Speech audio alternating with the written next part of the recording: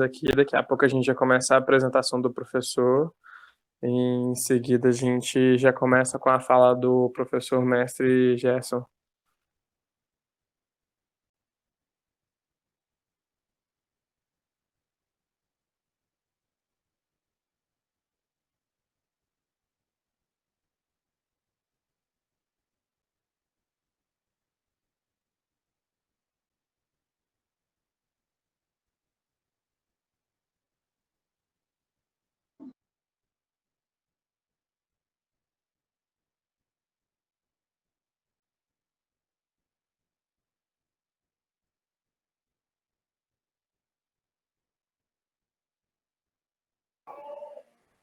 Boa tarde, gente. Iremos começar agora nosso segundo módulo da rede de conversa. O nosso convidado de hoje é o professor mestre Gerson Sandro. Ele possui licenciatura plena de matemática, né? Licenciatura em matemática pela Universidade Federal do Amazonas em 2013 e mestrado em ensino de ciências e matemática pela mesma instituição, que concluiu em 2017. O título da dissertação é o conceito da função, operacionalização da definição, a aprendizagem significativa. Atualmente, ele é professor efetivo da Secretaria Municipal de Educação de Manaus e também da Secretaria Estadual do Estado de Qualidade de Ensino do Amazonas. Então, ele tem muita propriedade pelo que vamos falar hoje. A gente agradece de antemão pela participação dele. E eu gostaria também de pedir para que todos que estão presentes, para que desativem a câmera e o áudio, e qualquer dúvida, pergunta, escrevam pelo chat, que depois a gente vai passando. A palavra é toda com o senhor, professor.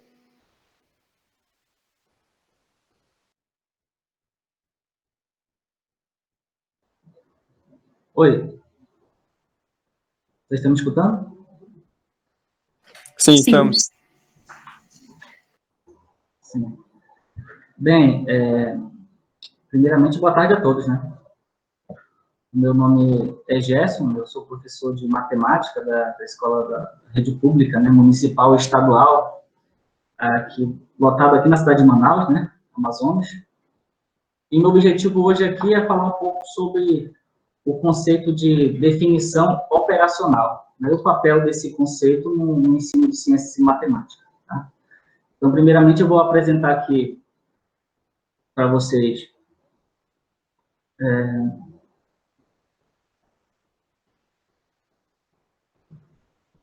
a apresentação ela vai ser dividida em duas partes, tá?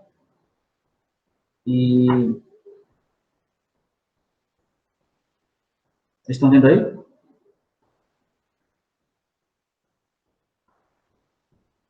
Vocês estão vendo aí?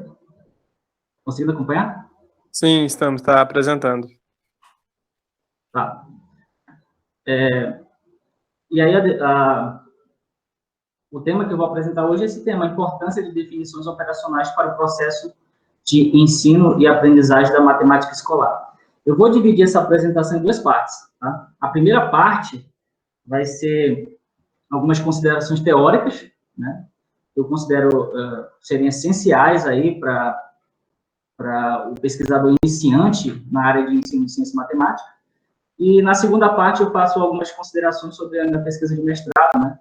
Então, o objetivo não é só apresentar o conceito de definição operacional, mas também oferecer aí certo norte teórico e metodológico para os pesquisadores iniciantes, né, na área de ensino de ciência e matemática.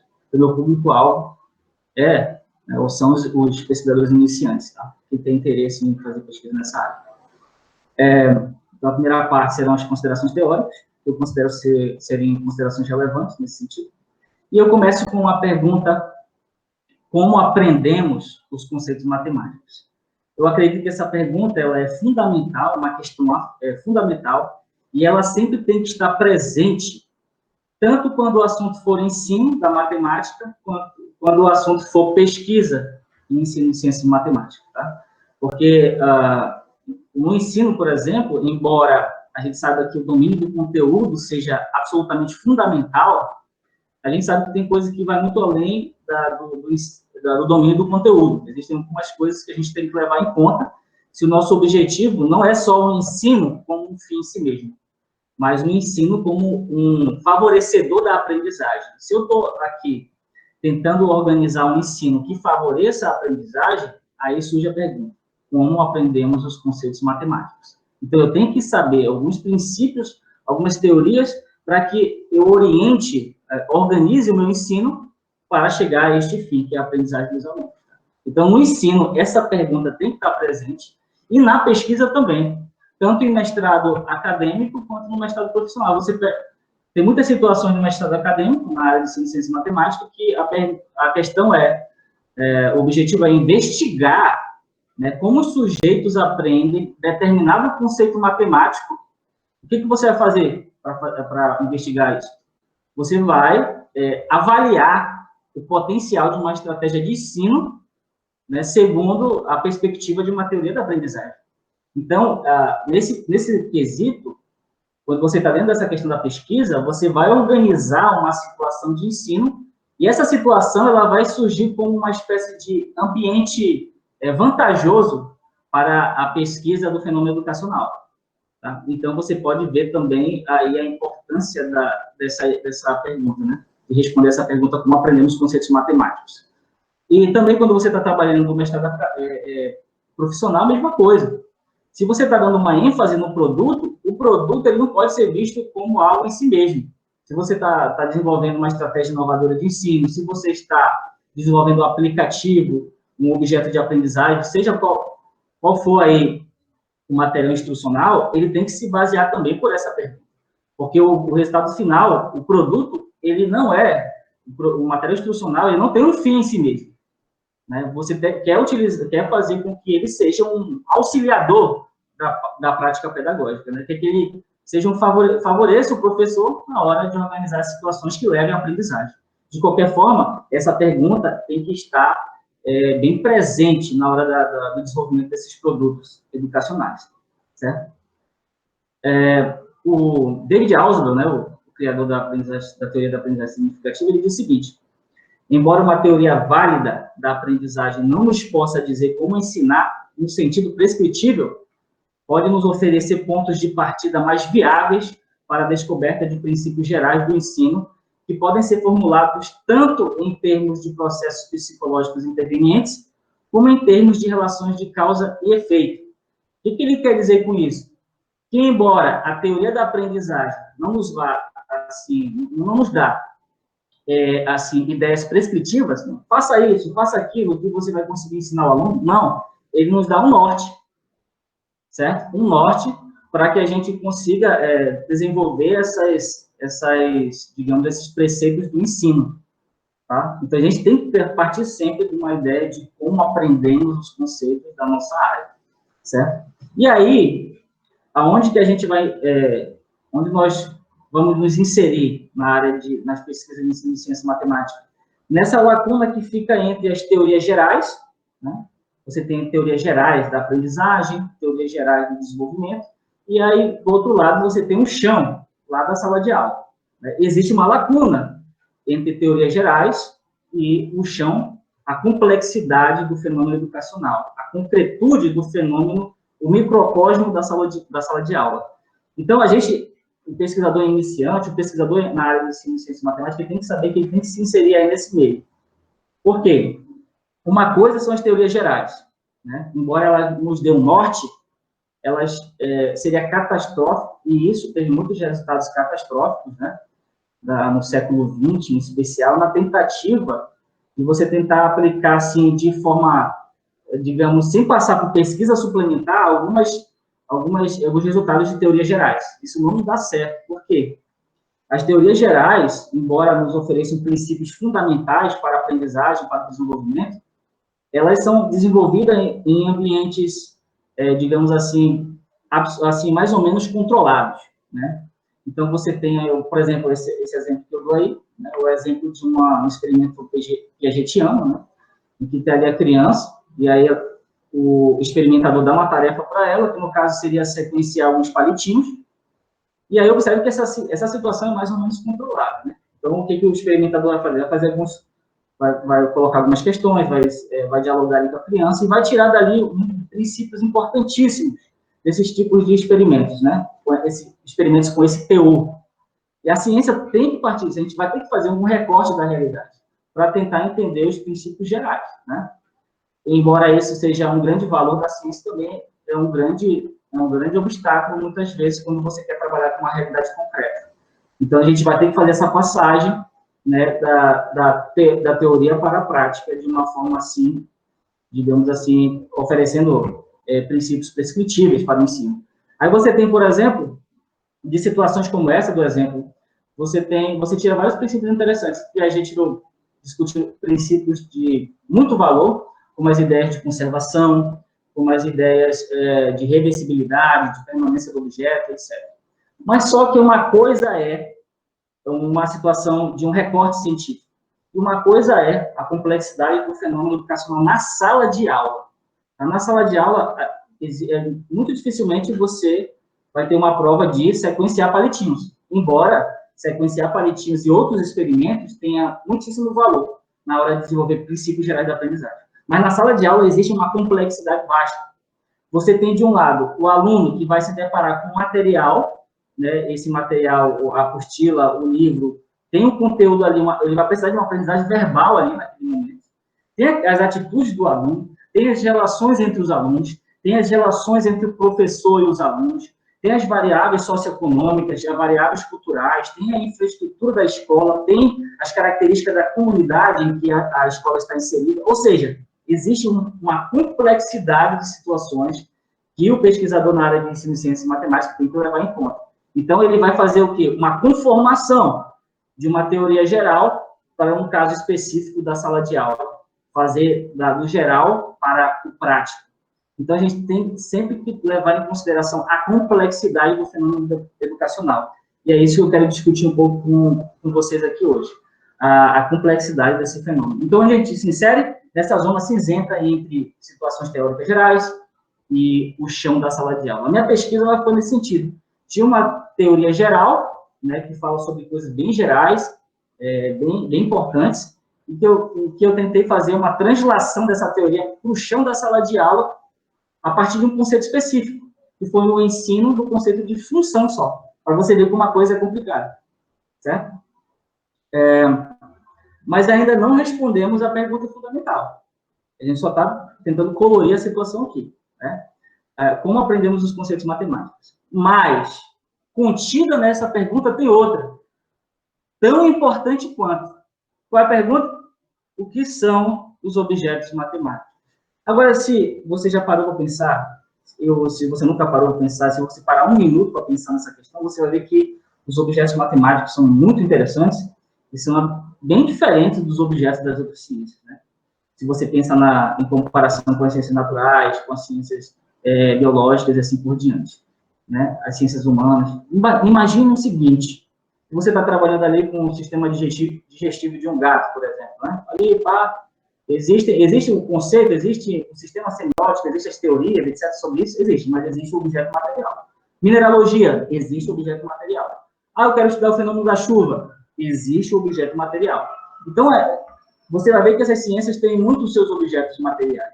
Mas aí, e a matemática? Eu quero investigar o conceito de número complexo. Então o que eu vou fazer? Eu vou lá para a floresta amazônica e vou tentar buscar os números complexos lá? Não. Eu vou cavar e vou encontrar o número complexo? Não. E aí você percebe a diferença dos objetos matemáticos, como os objetos, como os antigos gregos diziam, os objetos do pensamento, certo? Então, nessa perspectiva, a gente precisa saber o que são esses objetos matemáticos, para tentar ter uma ideia de como a gente aprende esses objetos, certo? Então, essa pergunta, o que são os objetos matemáticos, a gente não responde ela de forma decisiva, de forma peremptória, né? De forma, assim, definitiva. Não tem como. A gente só vai mostrar aqui a complexidade desse tema. Esse é o nosso objetivo aqui, para trazer à tona, para a gente tomar consciência da complexidade desse tema, para a gente ter um pouco mais de sensibilidade na hora da pesquisa e na hora do ensino. O filósofo G. Grange, ele destaca 3 concepções diferentes de objeto matemático. A primeira concepção é a concepção empirista. Então, os objetos matemáticos seriam tirados da experiência por abstração. E a gente percebe que existem alguns objetos matemáticos que eles são bem próximos do chão da realidade, né? Pega, por exemplo, a matemática elementar, a aritmética elementar. Ela está tão próxima da realidade, ela faz tanto, assim, uma parte muito fundamental da cultura que parece algo tangível. Então, a matemática ela também tem esse aspecto de pé no chão, embora seus objetos sejam objetos abstratos. Aí você tem a concepção nominalista. O que diz a concepção nominalista? Os objetos matemáticos se reduziriam a conversões e a construções linguísticas, a jogos simbólicos vazios de qualquer realidade. Aí a gente pergunta assim, qual das duas está certo? A gente tem que entender que eu não vou pensar em qual das duas está certo, mas sim que essas concepções são diferentes perspectivas da complexidade do objeto matemático. Por quê? Você tem, por exemplo, a aritmética elementar. Aí você sobe um patamar de abstração, vai para a álgebra. Você já está um patamar superior de abstração, né? E você percebe a dificuldade disso, essa transição da aritmética para a álgebra. Os alunos têm muita dificuldade com isso no ensino fundamental, por exemplo. Né? Você entra no mundo da álgebra e a coisa começa a ficar complicada, você trabalha com as letrinhas ali, os alunos ficam assim, tem esse impacto, né? Porque você subiu o patamar de abstração. Agora imagina as outras álgebras. Você vai subindo, tem cada álgebra absolutamente abstrata, e você chega lá no patamar que você vai estudar por exemplo, anéis, corpos, etc., lá nas estruturas algébricas, você pensa, chega um momento em que essa pergunta, o que são os objetos matemáticos, não faz muito sentido, porque o que importa são as relações, as operações entre os objetos, como nós operamos esses objetos, isso que importa. Então, quer dizer que essa concepção nominalista, ela está presente quanto mais você alça novos patamares de abstração. E a concepção empirista existe? Existe quando você tem umas matemáticas mais pé no chão, digamos assim, conteúdos mais pé no chão, né? Existe uma terceira concepção, que é a concepção platônica, né? E o que diz a concepção platônica? Os objetos matemáticos, embora não sejam objetos físicos ou materiais, eles são reais. Como assim reais? Existem fora do espaço e do tempo, são imutáveis, não foram criados e não mudarão nem desaparecerão. O homem não inventa esta realidade objetiva que lhe é exterior, limita-se a descobri-la. Então, é como se ele tivesse uma realidade própria. A gente percebe que existe um objeto que fica no mundo das ideias, é um objeto que ele é, de certa forma, independente do ser humano. Embora sejam objetos imateriais, a gente percebe que eles se impõem ao nosso pensamento, né? E nunca ficou frustrado ao tentar entender um conceito matemático, compreender um conceito matemático. Então, de certa forma, ele se impõe a você e você se frustra. Quantas vezes a gente não sentiu assim, consegui resolver esse problema, consegui usar de forma correta o conceito. Então, a gente fica alegre. Então, de qualquer forma, parece que aquele objeto, ele é apartado dos nossos estados interiores. Ele tem uma espécie de personalidade própria. Então, a concepção platônica também está presente nesses objetos que se impõem ao nosso pensamento, né, como se tivesse realidades próprias. Quais são as concepções certas? Todas são dimensões de um objeto tão complexo quanto o objeto matemático, certo? Mas ainda a gente não respondeu como nós aprendemos os objetos matemáticos, como nós aprendemos os conceitos matemáticos. E aí, a gente faz algumas considerações construtivistas, e o Piaget dá uma ideia, mais ou menos, de como responder essa pergunta. Ele fala sobre o conhecimento físico. O que é o conhecimento físico? É aquele que nós obtemos por meio da observação dos objetos na realidade externa. Então, por meio dos seus órgãos dos sentidos, você capta, né, as propriedades dos objetos. Você capta a cor, capta o peso, o tamanho, tem a textura, tem o sabor, você capta os sons que ele pode emitir, e assim por diante. Esses são os conhecimentos físicos, né? Existem também o conhecimento social. Existe o conhecimento social, é aquele que herdamos da cultura do meio em que vivemos.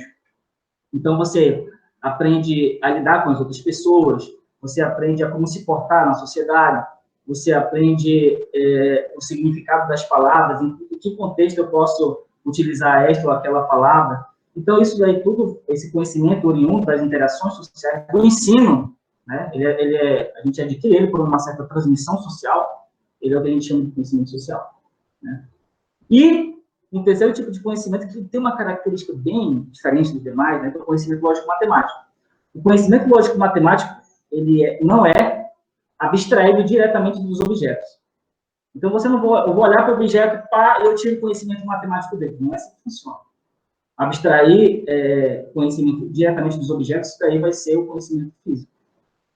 E nem é adquirido por transmissão social, como acontece com as normas das convenções sociais, né? O cara transmitiu esse conhecimento socialmente. Embora ele tenha uma certa faixa do conhecimento matemático seja, digamos assim, ensinável, tem outras partes não. A parte mais básica dele é construído, certo?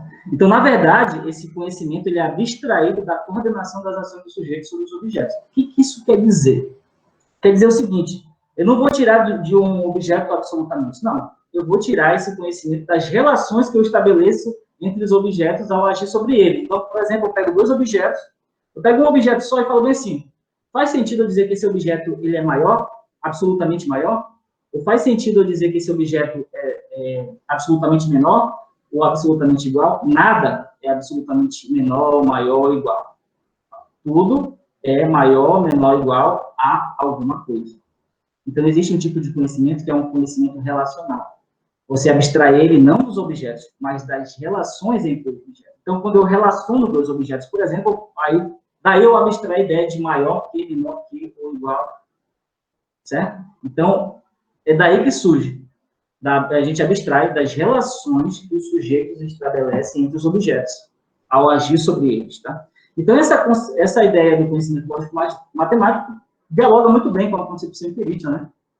Então, os objetos matemáticos seriam tirados da experiência por abstração, mas dos objetos, não. Ele é abstraído das relações, né, que nós estabelecemos entre os objetos, ao agir sobre eles. Essa é a ideia, tá? Mas tem gente que pode dizer assim, mas, pô, eu olho para um objeto e eu acho que eu extraio o conhecimento matemático dele. Está ali um tronco de árvore e eu acho que eu extraio dali a ideia de um cilindro. Eu olho para o chão da casa, tem ali a cerâmica, eu acho que eu tiro dali a ideia de um quadrado. Não, porque a ideia de quadrado é uma ideia, é um modelo ideal da matemática. Você aprender esse modelo, você está recolocando ele, você está tirando do objeto uma coisa que você mesmo colocou lá. Então, você aprendeu que é um quadrado, aí você observa uma coisa mais ou menos que tem uma semelhança, e você diz que isso aqui se assemelha a um quadrado, mas você já aprendeu de antemão. Você está lançando a ideia de quadrado numa coisa da realidade. O Piaget chama isso de abstração pseudo-empírica. Você está extraindo do objeto uma coisa que você mesmo colocou. Certo? A bola é uma esfera. O conceito de esfera é um conceito matemático, é um conceito ideal. Você sabe qual é esse conceito e você lança lá. Então, não abstraímos do objeto absolutamente, mas das relações entre os objetos ao agir sobre eles. É isso que o Piaget diz, tá? Mas continuamos com essa pergunta, como aprendemos os objetos matemáticos. Essa foi a primeira tentativa de responder. Eu trago aqui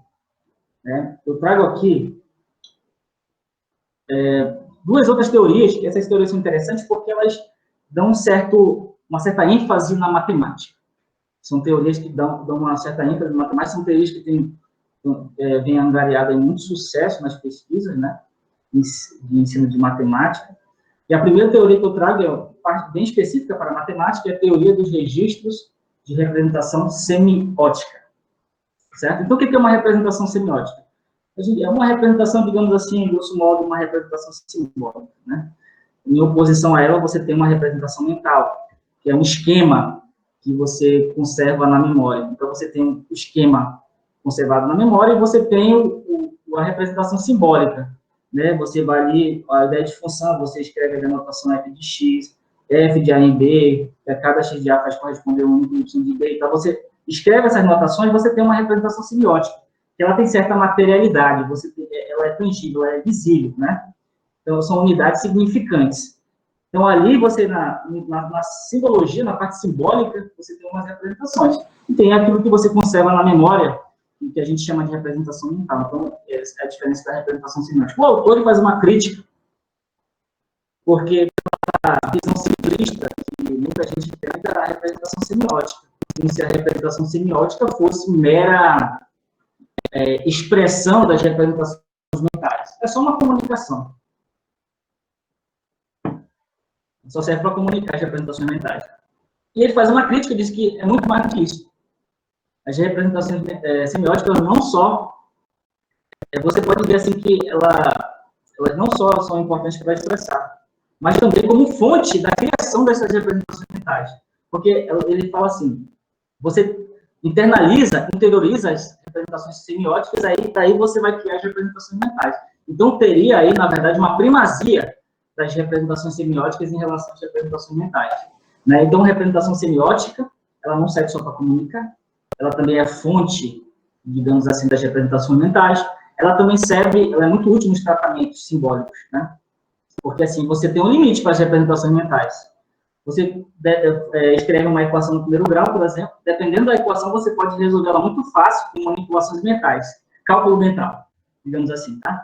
Agora, se você escreve uma equação um pouquinho mais complicada, aí fica muito mais... É difícil de você manipular apenas com as suas representações mentais. Aí você vai ter que ir lá escrever no papel, etc. Imagina assim, o poder disso. Então, essas manipulações simbólicas, esses tratamentos simbólicos, eles apresentam assim, uma ampliação dentro da representação semiótica. Tem uma limitação das representações mentais. Então, ou seja, ela também é muito importante para os tratamentos simbólicos, para os cálculos simbólicos. Também é importante para a produção de conhecimento, né? Porque dentro de cada área você tem um sistema semiótico, um sistema de símbolos, de conceitos, de definições, etc. E muitas vezes a produção de conhecimento está limitada àquilo. Aí vem um indivíduo e causa uma ampliação desse sistema semiótico e também amplia o quê? As possibilidades de produção de conhecimento. Você pega, por exemplo, a trigonometria. Enquanto você está ali falando de trigonometria do triângulo retângulo, falando de trigonometria de triângulo, aí vem o Euler e aí apresenta uma função, as funções de Euler, e amplia isso formidavelmente, né? Como assim, incrivelmente.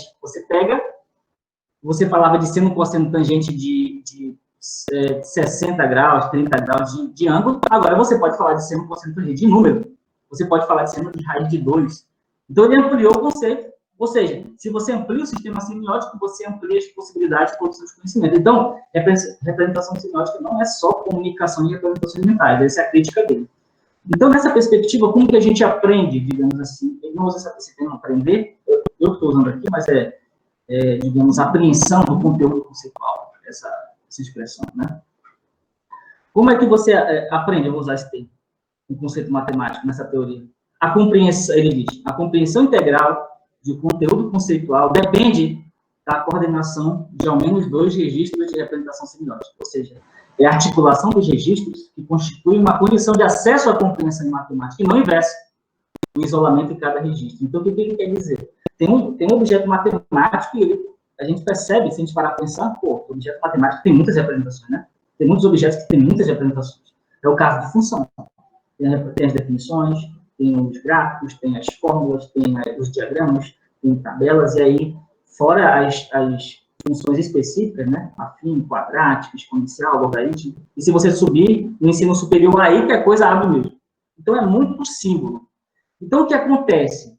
Como é que eu faço para compreender o conceito? Eu tenho que saber converter um registro em outro. Ou seja, eu tenho que saber partir do gráfico para o algébrico, tabular e assim por diante. Tem que fazer isso o mais espontaneamente possível. Por quê? Se o professor trabalha só num registro, por exemplo, só num registro algébrico, ele só faz lá, só trabalha com fórmula. Aí eu pergunto assim para o aluno, é muito comum você perguntar o que é função. A função é uma fórmula. F de x é fórmula de x e pronto. Né? Então, o que acontece? Se você trabalha de forma isolada, num único registro, o que acontece? Corre o risco de o aluno entender que confundir a representação com o representado. Então, o representante e o representado tornam-se a mesma coisa. Então, uma das representações de função torna-se a própria função. Isso não é verdade, porque as várias representações são diferentes fontes de informação sobre o mesmo objeto. O conceito está acima das suas representações. Então, como é que eu faço para alcançar o conceito? Eu tenho que saber articular. Porque quando eu articulo, eu transito de um registro para outro, eu começo a entender que os registros, eles são... As representações semióticas, elas têm seus contras e prós. Quando eu vou percebendo as limitações e potencialidades de cada registro, eu vou construindo uma ferramenta fenomenal. Imagine bem, você tem um problema, e aí um problema gráfico. E aí o indivíduo não sabe muito bem trabalhar com um registro gráfico. O que ele vai fazer? Ele transforma isso em algébrico. Resolve a conta no algébrico e volta para o gráfico. Imagina o custo que você tem nisso daí. Né? É um custo muito grande. Então, você tem que saber dominar as representações e saber transitar entre elas. Porque aí você vai ter uma ferramenta poderosíssima que pode te ajudar, te auxiliar em qualquer situação. Então, o que ele diz? Para você compreender, é preciso você articular. Né? Articula, coordena as várias representações para compreender. É só coordenando que você vai entender que o conceito é muito maior do que sua representação. Essa é a ideia. Tá? A terceira teoria diz o seguinte. Tá? Vou pulando para outra teoria, que é a teoria das imagens e definições conceituais. Né? A teoria do Piaget diz que a gente vai abstrair os conhecimentos lógico-matemáticos, não do objeto em si, mas das relações que nós estabelecemos entre eles ao agirmos sobre eles. Certo? Aí a teoria do registro de representação semiótica diz que a gente vai compreender o conceito quando nós somos capazes de transitar mais naturalmente entre os registros. É só assim que a gente entende que representante e representado são coisas diferentes. Né? E aí você tem um terceiro ponto de vista, que é a teoria das imagens e definições conceituais. O que ela diz é o seguinte: existem duas realidades aí. Vamos colocar assim. Realidade formal. Aí vem aquela ideia, poxa, a matemática é exata.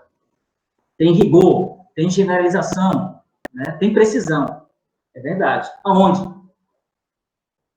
Isso é verdade. Isso é verdade. Lá no manual, lá nas demonstrações de matemática. Ali, a matemática é exata. Então, você tem uma realidade formal e você tem outra realidade, que são as realidades psicológicas. Né? Uma coisa está no manual, uma coisa é o que você pensa, o que você concebe daquele conceito. Tá? Então, às vezes, pode haver um desacordo entre as suas representações mentais, suas representações psicológicas, o seu universo psicológico e a realidade formal. Certo? Se houver uma incompatibilidade, o conceito que você criou mentalmente, ele não vai servir para nada. Certo? Então, onde que a matemática precisa? Lá nos manuais. Lá no livro do Vigorese, lá no livro do professor Elo, e assim vai, lá que você tem nas demonstrações do matemático, rigor, precisão, etc. Só que as realidades mentais, o funcionamento do pensamento humano, ele não se reduz à lógica. Tem muito mais coisa do que lógica ali. Tem as questões emocionais, né? Tem a nossa imaginação, existe a nossa experiência, existe o desenvolvimento do ser humano, conforme você vai se desenvolvendo e amadurecendo, você também vai desenvolvendo e amadurecendo suas estruturas cognitivas. Então, isso é muito maleável e complexo. Então, não se reduz só à lógica. Não se reduz só à lógica. Então, de um lado, você tem o universo formal, do outro, você tem a realidade psicológica. Certo? O que isso quer dizer? O que é a definição conceitual? Ela é representante dessa realidade formal. São as definições, bonitinhas ali, com todos os seus símbolos, anotações, etc. Agora, uma coisa é a imagem que o indivíduo cria na mente dele. A imagem, o que é a mais conceitual nesse caso? É a realidade psicológica. As realidades psicológicas construídas em torno do nome de um conceito. Você pensa assim, tudo aquilo que você evoca, todas as propriedades e processos associados ao nome do conceito. Então, você tem, por exemplo, força. Dependendo da pessoa, a gente pode pensar assim, força muscular. Né? Se o cara tiver alguma experiência com a física, força, ele pode pensar em puxar, empurrar, ele pode pensar em um tipo específico de força gravitacional, força nuclear forte, força nuclear fraca, ele pode pensar também, né, na fórmula força igual a massa de aceleração, e assim vai. Então, tudo isso que a gente evoca, toda essa estrutura cognitiva total relacionada a um conceito, a gente chama de imagem conceitual. Só que essa imagem conceitual, essa realidade psicológica, ela pode ser incompatível com a teoria formal. Eu criei uma imagem que não tem muita compatibilidade com o real. Isso torna o meu conceito, em certas situações, inútil. Então, eu criei uma definição pessoal de alguma coisa ali qualquer, e enriqueci isso com algumas experiências, mas que não vai ajudar me ajudar em nada quando você estiver de frente, por exemplo, de um problema complexo, aí essa tua definir ideias imprecisas não vai ajudar em nada. Então, o que acontece muitas vezes é que o cara sabe até definir o conceito. Ele definiu ali o que é número complexo, o que é define a função contínua, e etc. Ele sabe definir, exatamente como está no manual. Mas isso é só fruto de aprendizagem mecânica. Os significados são transitórios, são evanescentes. Não faz muito sentido para ele. Ele não incorpora. Então, ele pode ter uma definição, e pode ter uma imagem conceitual incompatível e andar por aí com isso. Na prova, defina função. Aí o cara joga lá a definição. Tá? Exatamente como no livro. Legal. Aí depois, no capítulo 12, eu peço para ele resolver um problema que vai precisar de uma interpretação de relação funcional. Ele não consegue utilizar a definição. Por quê? É uma mera formalidade. Não serve para nada, só para preencher a questão. Então, o que ele diz? Como é que a gente aprende um conceito matemático nessa teoria? É o seguinte. Primeiro, a gente tem que incorporar a imagem conceitual à definição conceitual. Como que a gente faz isso? Enriquecendo a imagem conceitual. Então, você vai apresentar o conceito dentro de diferentes contextos. Não só no livro. O livro é importante, muito importante. Mas eu vou apresentar também com algumas atividades mais que envolvam manipulações de materiais, né? Que envolva uma questão de experimentação. Legal, já amplio mais a imagem conceitual. Eu vou trabalhar com vários tipos de função, aqui, quadrática, exponencial, logarítmica, e assim vai. Legal também. E eu vou ampliando, eu posso até pegar a ideia de função e discutir algumas questões sociais que estão em voga. Legal, mais uma perspectiva. Então, a imagem conceitual do sujeito amplia. Conforme ela vai se desenvolvendo, se amadurecendo, o que vai acontecer? Aí eu digo, então é isso que significa a definição, tem tudo a ver. Aí ele integra a definição na imagem conceitual. No momento que ele integra essa definição na imagem conceitual, o que a definição vai fazer? Conforme você vai desenvolvendo cada vez mais a imagem conceitual, ela vai modelando a imagem conceitual. De tal forma que você deve enriquecer a imagem conceitual para possibilitar a assimilação da definição conceitual. E a definição, a definição integrada à imagem conceitual vai modelar ela. Ou seja, o que vai acontecer? Vai haver uma compatibilidade cada vez maior entre a tua realidade psicológica e a realidade formal da matemática. Então, cada vez mais o conceito vai se tornando o quê? Útil. Então, é assim que você aprende o conceito matemático nessa teoria. Através do quê? O processo de aquisição dos conceitos matemáticos deve combinar uma ação recíproca, a definição conceitual e a imagem conceitual. A imagem conceitual enriquecida possibilita a compreensão da definição, e a definição, por sua vez, modela a imagem conceitual e torna o conceito cada vez mais útil. É essa a ideia. Então, resumindo, nós temos as três teorias, né? Piaget, eu vou abstrair o conhecimento matemático não dos objetos em si, mas das relações que ele estabelece entre os objetos ao agir sobre eles. A teoria dos registros de representação semiótica. Eu vou articular as múltiplas representações do conceito para poder compreender. Eu vou saber os contras e prós de cada um e vou entender que o representante e o representado não são a mesma coisa. Então, eu preciso articular para compreender. E lá na teoria das imagens e definições conceituais, você tem que propor esse diálogo entre definição e a realidade psicológica das imagens conceituais. Certo? Então, onde que a minha pesquisa se insere? Dentro do contexto restrito do ensino das funções. Né? Então, eu vou utilizar como base aquelas duas últimas teorias. O registro de representação e a teoria das imagens e definições conceituais. Então, a gente parte da seguinte ideia na pesquisa. Você tem o conceito de função. É um conceito, se você parar para pensar, tem muita terminologia abstrata. Na verdade, ele está imerso, dependendo da forma com que você apresenta, principalmente, pode ser potencializado, você está imerso num mar de terminologia abstrata. Ainda mais se você define função como uma relação binária, assim, de pronto, pá, definiu. Aí o que acontece? Você tem um mar de terminologia abstrata ao redor desse conceito. Você define função como uma relação entre dois conjuntos A e B, que a cada elemento X de A pode corresponder ao único elemento Y de B. Você já tem a ideia. Você vai trabalhar com conjuntos numéricos, etc. Tem vários tipos de conjunto numérico. Aí você vai ter a ideia de par ordenado, você vai ter a ideia de produto cartesiano, você tem o plano cartesiano ali, você também tem as várias representações de funções, definição, tabela, gráfico, fórmula, diagramas, você tem os tipos específicos de função afim quadrática, exponencial, logarítmica, trigonométrica, modular. Então, imagina, você consegue imaginar um mar de terminologia abstrata em que está imerso esse conceito? Então, eu pensei, peraí, você fica, né, perdido ali. Então, o que a gente precisa no meio desse mar de terminologia abstrata? Algo que nos oriente ali dentro. Certo? Algo que nos oriente ali dentro daquele mar de terminologia abstrata. Né? Algo que nos auxilia a interpretar as relações funcionais dentro de um enunciado, né, de um problema. Algo que nos deu um norte, porque eu estou aqui nessa névoa de terminologia abstrata, eu não sei como me importar. Então, o que vai me ajudar? Eu acredito, a tese que eu levantei foi que o que pode nos ajudar aí, a nos orientar nesse mar de terminologia abstrata é a definição. Mas, peraí. É óbvio. É óbvio, mas não é qualquer definição. Essa é a ideia. Não é uma definição inerte. O que eu digo com uma definição inerte? É uma definição que no capítulo 1 você define, no capítulo 2 você joga fora. No capítulo 1 você define, no capítulo 2 você abandona de qualquer raciocínio. Ela só é uma mera formalidade que não serve para nada. Não é esse tipo de definição. Qual é o tipo de definição? Eu chamei de definição operacional. O que é uma definição operacional? Uma definição que você utiliza como elo de ligação entre as demais representações.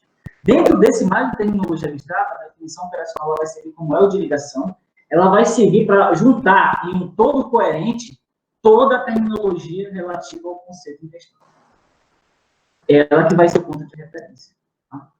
Então, a operacionalização da definição de função é o momento em que o aprendiz apresenta uma definição formal ou pessoal compatível com a formal, que abarque as várias representações, percebendo-as, por meio da definição adotada, como diferentes fontes de informações sobre o mesmo conceito. É o ponto em que o aprendiz trabalha com a definição que enunciou, ou seja, ele sabe definir o conceito de função, identificar e explicar, baseando-se na definição dada, se determinada tabela, gráfico, diagrama, representa uma função, além de conseguir identificar relações funcionais entre variáveis. O que eu quero dizer? Resumindo, ela vai seguir como um elo de ligação entre demais representações. Ela não é inerte, ela não vai ser abandonada de qualquer raciocínio logo após enunciada.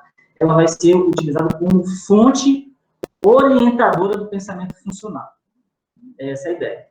E essa é a ideia de definição operacional. Vou tentar dar um exemplo aqui. Isso aqui são alguns dados da minha dissertação. Aí você tem o seguinte. Foram 20 participantes, né? 20 participantes Aí eu trabalhei assim, teve um pré-teste, né, que eu chamei de teste de sondagem, para saber quais eram os conhecimentos que os alunos já tinham sobre função. Eles eram alunos do primeiro ano do ensino médio, e eu tentei escolher alunos em uma situação em que eles já tinham sido apresentados ao conceito de função, essa é a ideia, mas dentro de um contexto tradicional. Essa era a ideia, para saber como que eles estavam se importando dentro desse contexto tradicional e se eu poderia agregar algo aí, fazer com que essas definições fossem, digamos, mais desenvolvidas. E aí, na primeira questão do teste de sondagem, eu não tinha aplicado nada, foi a primeira aula do teste de sondagem para saber quais eram os conhecimentos prévios dos alunos, porque o meu trabalho foi dentro de uma perspectiva de aprendizagem significativa. Então, a variável psicológica mais importante no contexto de aprendizagem significativa é aquilo que o aluno já sabe. O Ausubel até diz, você tem que identificar isso e ensinar de acordo. Então, eu vou tentar identificar o que ele sabe. Poxa, mas eles já tinham a definição de função. Eles já tinham isso. Todos os 20 participantes, eles assimilaram alguma definição de função. Só que as imagens conceituais deles eram muito imprecisas. Esse era o grande problema. Entendeu? Então, o meu objetivo era desenvolver mais essa definição. Então, por exemplo, o P1, para ter uma ideia, o participante P1, ele é o que tinha a definição mais precisa de todos. Todos sabiam definir função, de uma forma deficitária, imprecisa, em relação à definição de função como relação binária. Por exemplo, olha como ele define função. Função é quando par ordenado com outros par ordenados tem uma relação entre si. Quando um elemento de A se associa com um único elemento de B. Essa é a definição de função como relação binária. Né? Então, esse é o aluno que define de forma mais precisa a função, né? Os demais foram muito deficitários. Ou seja, tinham imagens conceituais incompatíveis com a teoria formal. Só que o interessante foi o seguinte, os 20 conseguiram definir. Só que aí, logo após, eu tinha algumas questões como essa aqui, bem simples, né? Só para saber o que eles sabiam por alto. Então, essa questão aqui de gráficos ABC era para dizer o seguinte: marcar sim se o gráfico representasse uma função e N se não representasse. É SN. SN, SN, SN. Então, seria N, SN a resposta, né? Beleza, bacana. Todo mundo soube definir função na questão número 1 do teste de sondagem, todo mundo. Mas a maioria não conseguiu resolver essa aqui. Então, por exemplo, dos 20 que responderam o gráfico A, 14 erraram.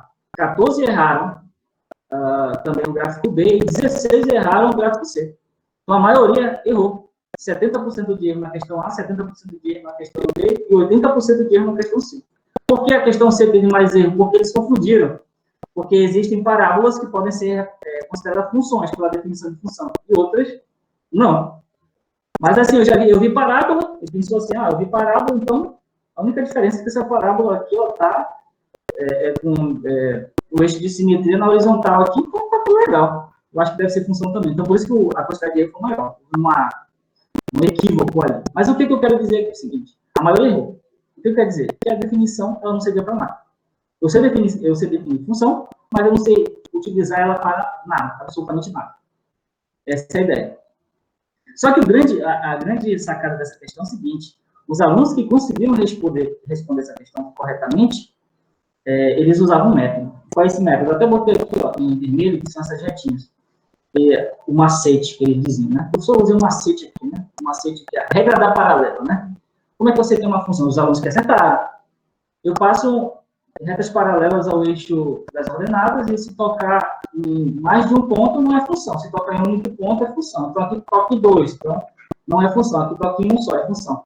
Todos nós aprendemos isso em algum momento, né? Só que o grande problema é o seguinte: eu perguntava se o método que foi utilizado tinha alguma relação com a definição. Eu falei, não tem nada a ver, não, é só um macete. É só um macete. O que isso quer dizer? Que o professor, embora tenha trabalhado com as várias representações, mesmo você trabalhando com as várias representações, não quer dizer, não vai garantir que automaticamente os alunos vão sair transitando entre elas espontaneamente, porque eu sou o cara, eu sou muito bom nisso. Não. É difícil fazer isso. Converter um registro no outro não é tão fácil assim. Ver o objeto matemático sob várias perspectivas, isso não é tão fácil de fazer. Então, o que acontece muitas vezes? Você pode até apresentar uma quantidade interessante de registro de representação. Mas, o que pode acontecer? O aluno fica isolado em cada um deles. Então, eu aprendo alguns macetezinhos aqui no registro algébrico. No registro gráfico, eu aprendo alguns macetezinhos, e não tem nada a ver com o registro algébrico. Eu vou aqui no tabular e aprendo os macetezinhos aqui também, que não tem nada a ver com o registro gráfico algébrico, e eu fico isolado no registro. Né? Se eles fossem autossuficientes, mas tem momentos em que você precisa ter essa maleabilidade, esse trânsito entre os registros. Aí você perde. Aí todo mundo diz que é só um macete, é só uma técnica que o professor ensinou que a gente sabe fazer. Mas ele não conseguia ver que isso é a própria definição de função. O que vem a ser a função nesse sentido? Um conjunto de alturas. Então, para cada x, você tem um único y. Não é assim? Então, para cada abscissa, você vai ter uma única coordenada, uma única altura no gráfico. Então, é por isso que tem que cortar em um único ponto, porque para cada abscissa você tem que ter uma única coordenada. E aí, isso não tinha nada a ver, né? Não tinha nada a ver com a função, é só um macete. Então, você pode se isolar. Então, o que eu quero dizer assim, de uma forma geral, é que todas as definições eram inércias.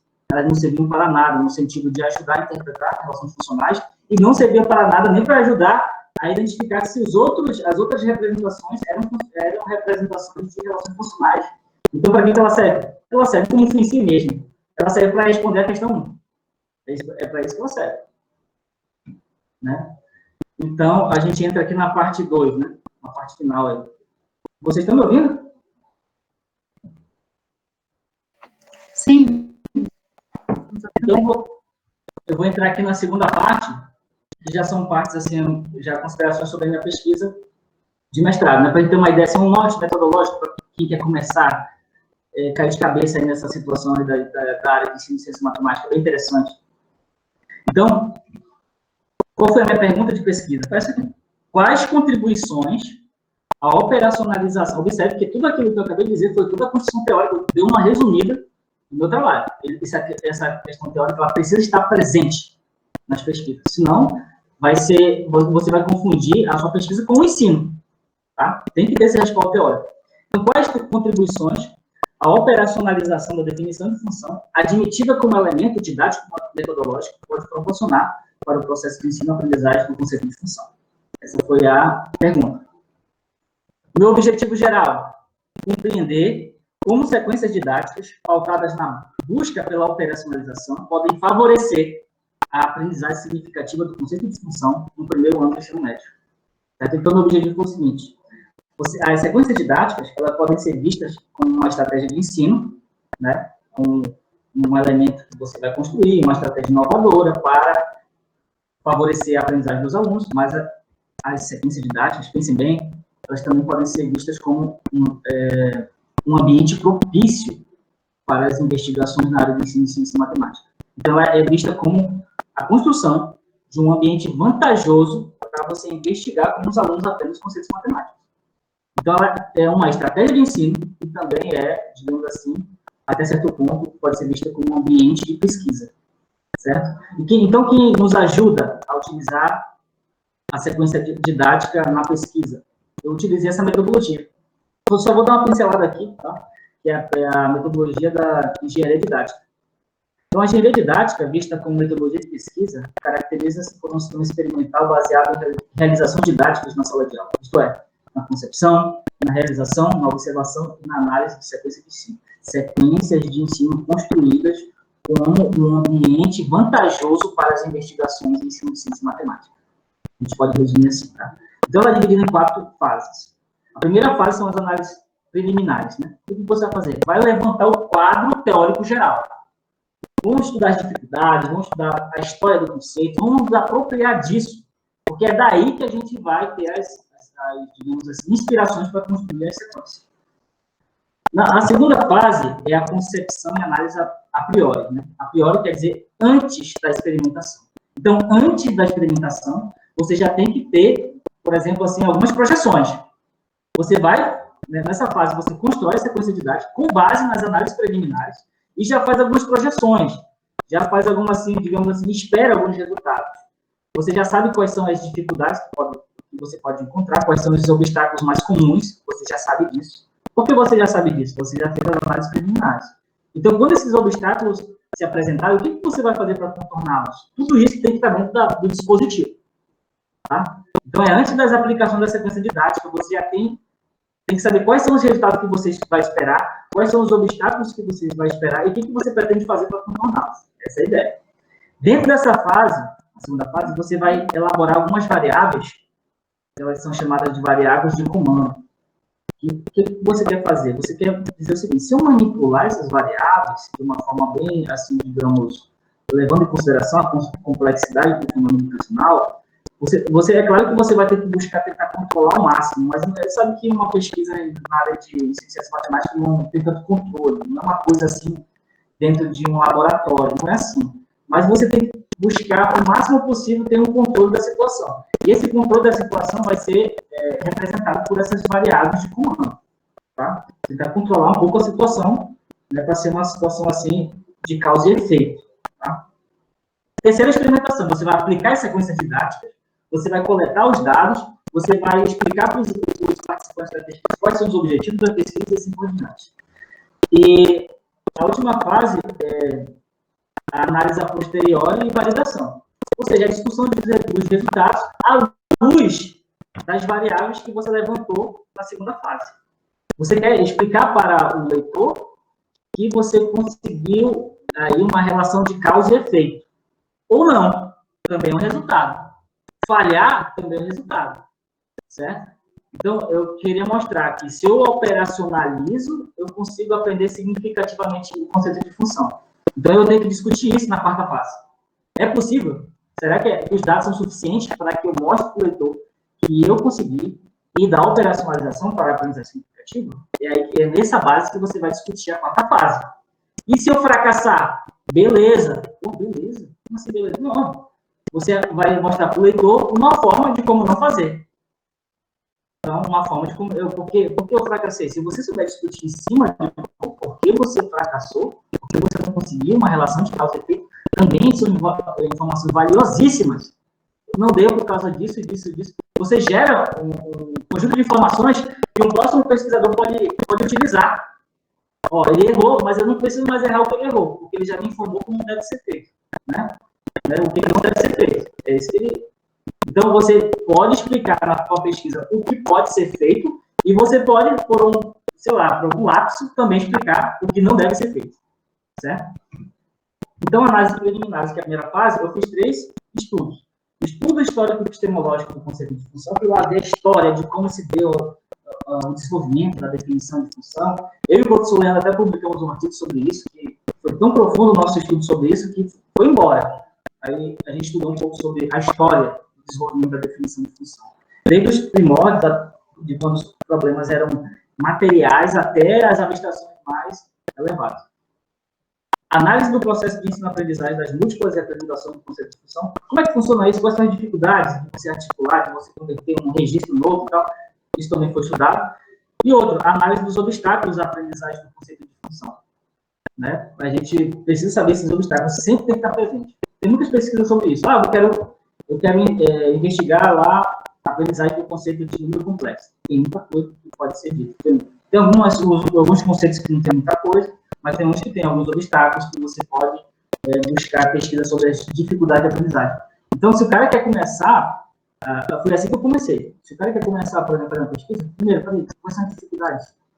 Vou atrás das dificuldades, porque no meio daquelas dificuldades pode ter alguma coisa, eu posso adquirir algum insight lá dentro. Mas eu posso fazer isso para superar essa dificuldade. Então, tem que ter também sempre o estudo das dificuldades. Vai atrás das dificuldades. Dificuldade de aprender aritmética, dificuldade de aprender os números complexos, dificuldade de aprender trigonometria. Ele tem artigo sobre isso. Então, pode ser que tenha uma inspiração aí, estudando artigo sobre dificuldade. Eu tive muitas inspirações aí, nessa análise dos obstáculos. Aí, análise a priori. Então, na análise a priori, que é onde você faz ali, levanta as variáveis de comando, né? Você constrói as sequências didáticas e levanta as variáveis de comando. Eu levantei 5 variáveis, tá? Para ter mais ou menos um controle ali das situações. A primeira variável é a introduzir o conceito de função como uma relação entre quantidade de variáveis para, posteriormente, defini-lo como relação entre um conjunto. Qual é o meu objetivo aqui? A partir de situações concretas para as situações formais. Mas eu tive que adaptar essa variável. Por quê? Porque os alunos já tinham alguma definição do conceito de função. Então, em vez de partir do concreto para o abstrato, eu fiz um diálogo entre concreto e abstrato ao longo de todas as sequências didáticas. Era simultaneamente, concreto e abstrato. Porque não tinha como passar de um para o outro, porque os alunos já tinham. Então, quando eu estava trabalhando numa perspectiva de aprendizagem significativa, eu tinha que levar em consideração que eles já sabiam. Isso era o ponto de partida. Então, em vez de concreto para abstrato, eu fiz assim, diálogo, concreto e abstrato até o fim. Então, você tem que levar isso em consideração também. Então, uma pesquisa numa clave qualitativa, ela vai se modelando, se reestruturando, tá? Não é o fim. Você tem aí a teoria orientando a prática, né? E a prática, digamos assim, reorientando a teoria. Você pode fazer essa dialética aí. B, apresentar o conceito de função dentro de diferentes contextos. Então, eu apresentei 3 contextos. Um contexto de função polinomial de terceiro grau, um contexto de função exponencial, um contexto de função afim. Você tem que apresentar para enriquecer a imagem conceitual. Enunciar a definição de função dentro enunciar uma definição de função que realmente seja utilizada. Essa variável é fundamental, porque a gente sabe que muito do que o aluno faz, ele aprendeu com o professor. Né? Tem muitas vezes assim, que o cara vai aprender, ele vai ter assim, uns modos de ensinar, que ele pegou assim, como exemplo algum professor. Então, imagina o poder disso. Então, essa variável, ela é a variável em que você vai servir como exemplo de operacionalização da definição. Toda vez que eu discutia alguma coisa que envolvia a função na pesquisa, eu sempre trazia à tona a definição e explicava aquilo à luz da definição. Então, eu sou um exemplo de operacionalização. Agora, se o professor define definição, função é isso, no capítulo ele joga fora, então como o aluno teria que utilizar a definição, se o professor também faz jogar fora? Então, a gente tem que exemplificar a operacionalização. D, levar em consideração aquilo que o aprendiz já sabe. Isso aí é porque está trabalhando com uma aprendizagem significativa. é recorrer a uma pluralidade de registros de representação. A gente trabalhou com registro, a definição, diagramas, tabela, gráfico, fórmula, e saiu, mas não esqueça, isso não é o suficiente para sair transitando. Transitar não é automático. Eu estou querendo favorecer essa transição, essa é a ideia. Tá? E aí a fase de experimentação, né? Esse é o esquema mais ou menos simplificado de como funcionou. Foram 22 aulas de 50 minutos. Tá? Foram 20 alunos divididos em 5 equipes. Eu codifiquei assim, equipe P, Q, R, S e equipe T. Por exemplo, os elementos da equipe P são os elementos dos participantes P1, P2, P3 e P4. Por quê? Q1, P2, P3 e P4. Essa foi a codificação. Né? Para facilitar, né? As análises. Aí você tem na primeira aula, o primeiro encontro foi o teste de sondagem. E eu apliquei o teste para saber quais são avaliar os conhecimentos prévios e me ensinar de acordo. Né? Aí, a aula organizada prévio foram 2 aulas, tá? Aula dupla, né? Foram 2 tempos de aula. Para a aula organizada prévio. O que eu fazia ali? Eu mostrava ali qual era a definição que estava utilizando, quais foram as principais dificuldades e, sobretudo, eu explicava para os alunos como construir mapas conceituais. Porque os mapas conceituais, eles eram uma das fontes de dados da minha pesquisa. Era um teste de sondagem, né, que era o pré-teste, um teste final, né, para fazer a comparação, isso é importante, e tinha a produção ao longo das sequências, que eram os mapas conceituais, e tinha o meu diário de bordo, né, sugerido pelo professor Leandro. Então, você tem que levar, pega ali um caderninho, faz anotações, dia tal, aí você tem umas observações, alguns comentários muito interessantes que os alunos fazem ao longo das experimentações, que isso é fundamental. Muitas vezes você tem uma sacada, uma coisa que o aluno falou ali. Tem que ter esse diálogo com o aluno. Então, você leva um diário ali e qualquer coisa interessante que você saia anota. Isso é uma fonte de dados. Então, você tem ali. Aí, depois eu apliquei a sequência didática, foram 6 aulas. Na verdade, foram 3 aulas duplas, né? 6 aulas simples e 3 aulas duplas, né? Pode ver com 3 aulas duplas. Então, como segunda, quarta e sexta. Depois segunda, quarta e sexta, segunda, quarta e sexta.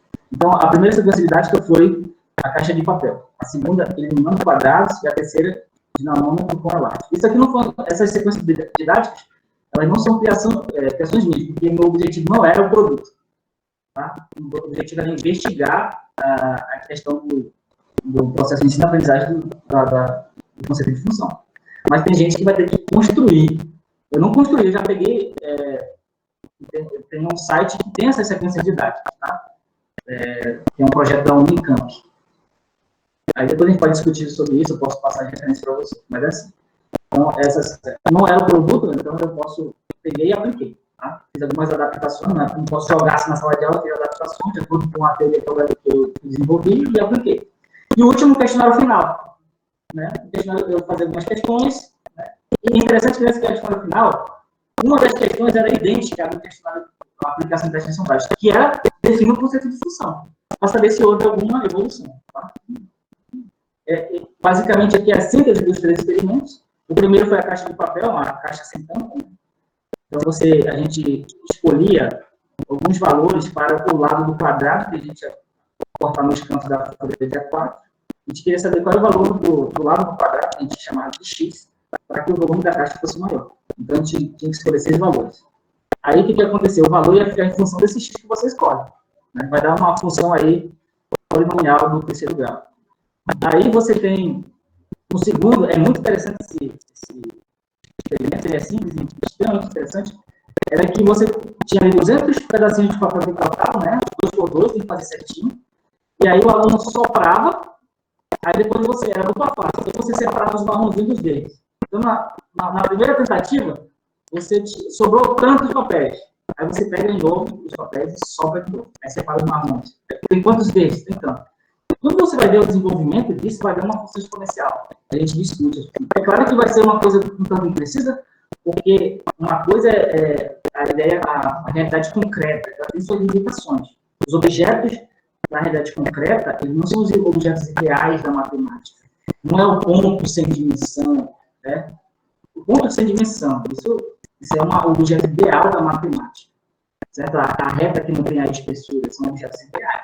mas na realidade você tem uma disparidade, e a gente discutiu as limitações, né, as adaptações dos modelos ideais para a realidade. Então, isso até suscita alguma discussão. E o último foi o dinamômetro com elástico, né, que a gente pegava ali uns copos de iogurte e fazia um dinamômetro, né, para medir ali.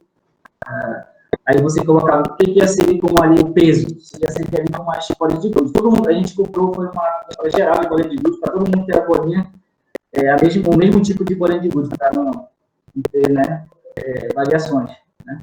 E aí você colocava uma bolinha de gude, estendeu quanto? Qual foi o deslocamento do elástico? Aí você marcava.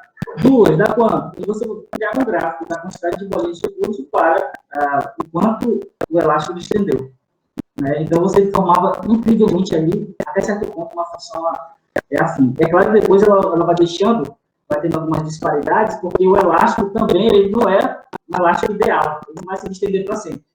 Né? Então, a gente discutiu aí os limites das questões físicas, que algumas vezes a gente tem que transcender um pouco das limitações da realidade física para criar os modelos matemáticos, assim, suscita várias discussões. Aí, aqui eu trago o teste de sondagem. Ele teve 7 questões. 7 questões de teste de sondagem. Mas eu vou discutir aqui só a primeira questão, que é explique com suas palavras o significado do conceito de função. Tá? Essa definição eu já apresentei para vocês, agora. É a melhor definição das 20. Qual é a definição? Isso aqui, observe que é o teste de sondagem. É antes do desenvolvimento da sequência didática. Tá? Antes da aplicação da ideia de definição operacional. Tá? Então, isso aqui é o que ele já trazia. Então, esse aluno foi o que melhor definiu. Né? É quando um par ordenado com outros par ordenados tem uma relação entre si. Quando um elemento de A se associa com um elemento de B. Foi a melhor definição, mais precisa, né? Digamos assim. As outras, a tentativa dessa definição, mas com muita disparidade, foi muito deficitária. Por exemplo, essa aqui eu separei os melhores, né? É a relação de 2 elementos de grupos distintos. Já fica muito assim, significado muito evanescente, né? Outra, o Q2 fala que função é a relação entre pares ordenados e 2 conjuntos que seria x de domínio e y de margem. E o Q3, ele diz que é a relação de um conjunto A com um conjunto B, já reduz função à relação. É a relação do conjunto A com o conjunto B. Mas está um pouco impreciso, são definições deficitárias. O que a gente conclui, principalmente nas testes de sondagem, que todas as definições eram inertes. Não serviam para interpretar os problemas, não serviam para dizer porque essa ou aquela representação, ela é uma representação de uma relação funcional, não servia para nada. Então, o que eu serviu para resolver a questão número 1? É só para isso que ela serviu. Vou só dar uma frisada aqui no primeiro experimento, né? Dada uma folha A4, qual a medida X para que a caixa sem tampa, obtida pela dobradura dos cantos, tenha o maior volume possível? Então, tinha 6 escolhas, né? A gente confeccionou 6 caixas. E aí eles iam escolhendo o valor de X, para saber qual era o maior volume. Então, vários deles escolheram vários. Alguns tentaram escolher só números inteiros, outros tentaram escolher números fracionados, ali um pedacinho, assim, pelo menos 2,5 e assim por diante. Porque conforme você vai escolhendo o valor de X, é tão difícil de fazer a caixa, né? Tem umas caixas bem fininhas, umas caixas um pouco mais amplas, assim, etc. Então, a primeira numeração, você tinha que dar 1 para a caixa que tinha maior volume, né? Que tinha que dar 2 para a caixa assim, sucessivamente, né? Até a última caixa. O número 6 era para a caixa com menor volume. Então, você fazia 6 caixas e tinha que numerar elas. Só com percepção visual. Qual você acha que é a caixa que tem o maior volume? Então, você dá 1 para ela. Qual você acha que é a caixa que tem menor volume? Então, você dá o 6 para ela. Então, é só uma questão de intuição. Na segunda numeração, a gente fazia as contas. Multiplicava ali, né, as medidas das 3 dimensões. E aí tinha algumas disparidades, a gente pode discutir essas disparidades, porque, né, às vezes a gente acha que uma coisa não é, e assim vai. Aí a gente trabalhou com várias representações, falamos sobre as tabelas, eles preencheram as tabelas, eles fizeram as contas, fizemos os gráficos no papel milimetrado. Aí eu utilizei os dados para colocar um gráfico, né? Aí eu mostrei, a gente desenvolveu a fórmula, tem uma fórmula ali, vai dar uma equação no terceiro gráfico, dá para você resolver, e aí a gente chega até o valor mais ou menos preciso, que era 4,056. O X mais ideal, digamos assim, o mais ideal possível, né? Mais aproximado. Aí todo mundo não dava para ter escolhido. Então, como que eu ia saber disso? Né? Como é que eu ia saber que é 4,056? Aí a gente vai percebendo que eles iam percebendo o quê? Os limites e potencialidades de cada representação. Às vezes umas são boas para você visualizar, outras não são tão boas, então aí dá uma ideia da importância de saber as múltiplas representações do conceito. Eis aqui um exemplo de um mapa conceitual de um dos participantes, né? Tinha que, ao término de cada sequência, você ser o resultado final de uma sequência didática, era um mapa conceitual que vinha com uma explicação. Tá? Tinha que ter explicação. Eu pedi para eles explicarem os mapas conceituais. É interessante o seguinte, que essa explicação é uma explicação do fim da primeira sequência didática. No fim da primeira sequência didática, a gente já viu, já dá para perceber uma evolução na definição. Para você ver o poder disso. Como é que o P1, o participante P1, ele explica o mapa conceitual dele, que é esse mapa conceitual. Ele vai explicar esse mapa conceitual. Ele fala assim, ó, o experimento 1, que foi a caixa de papel, teve como objetivo principal a coleta de dados que ajudaram na compreensão do experimento caixa de papel.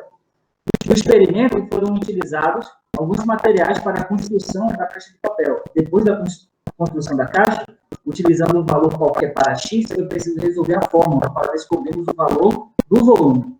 Quando descobrimos todos os valores necessários, era a hora de fazermos uma tabela para compararmos os valores de X e o volume. Depois que fizemos isso, fizemos um gráfico para vermos a variação que tem entre os valores X e o volume. E percebemos que, até certo ponto, ele aumentava e depois começava a cair. Então, eu botei aí no livro para você ver como tem uma tentativa de operacionalizar a definição. Tá? Ele está utilizando a definição como uma fonte de interpretação do que ele quer expor. Tá? Ele está interpretando o experimento à luz da definição. Então, com esse experimento, conseguimos perceber a presença da função. Como, por exemplo, o valor de x é a variável independente e o volume é a variável dependente. Ou seja, esse experimento apresenta uma relação em que a cada valor de x se relaciona com um único valor de volume. Pois não é possível que uma mesma altura se relacione com dois valores diferentes de volume.